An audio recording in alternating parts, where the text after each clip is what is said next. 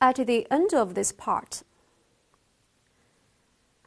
we'll present several questions for your study. Let's look at them one by one.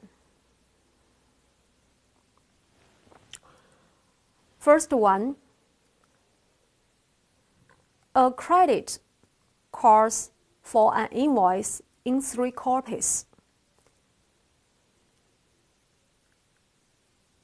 When presented, they are identical, computerized copies, not marked as original.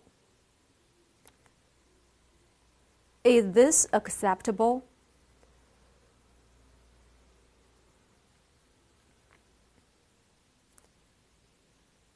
Well, the answer is no.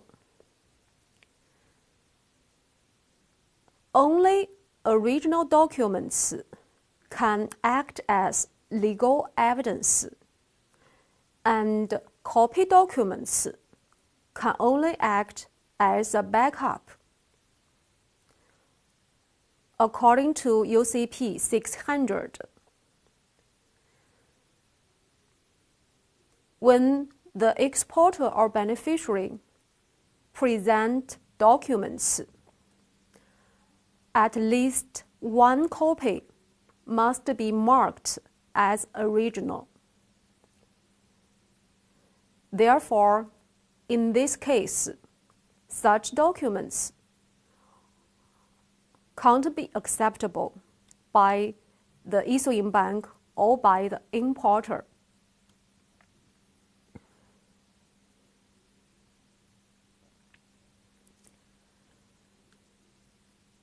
The second one, a credit has a certain description of the goods, at the end of which it specifies FOB Shanghai. The invoice describes the goods but omits FOB Shanghai. Is this invoice acceptable?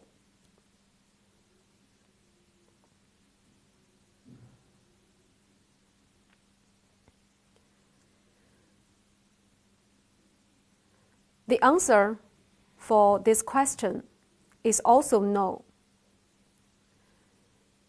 As long as the credit specifies the trade term, here FOB Shanghai, the trade term can't be omitted in commercial invoice. Therefore, such an invoice omitting the trade term FOB Shanghai is unacceptable to the issuing bank or the importer.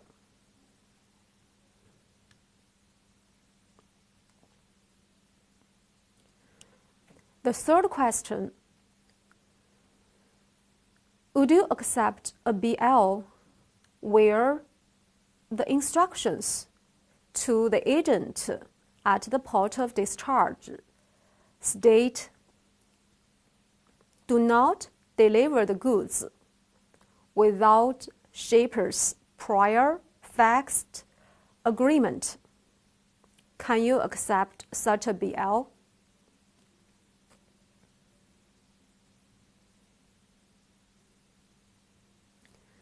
The answer is no. Such kind of BL can't be accepted and paid by the issuing bank or the importer because this instruction contradicts with the function of title document. Even you paid to such a bills of lading, it's unnecessary for you to get the title to the goods just because of this additional instruction.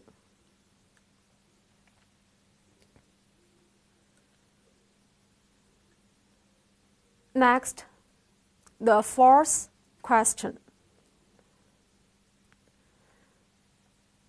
A BL carries the following clause: packaging carried out using paper packs. The carrier accepts no responsibility in case of loss or damage caused goods as a result of such type of package. Is such bills of lading acceptable?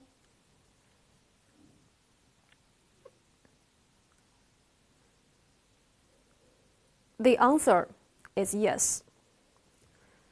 This term or this instruction is reasonable and generally used to protect the benefits of carrier. It's generally printed on the back of the bills of lading. Such bills of lading is acceptable.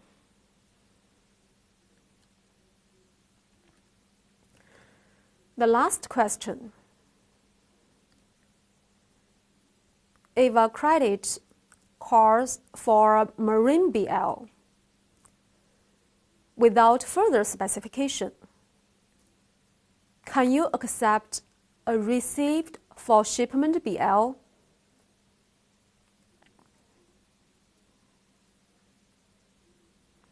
The answer is no. Under marine transportation, only onboard bills of lading is acceptable, is valid. If, in some cases, a received for shipment BL is unavoidable, the carrier needs to add a mark of goods on board in the received for shipment BL, or the carrier can issue another shipped on board BL separately.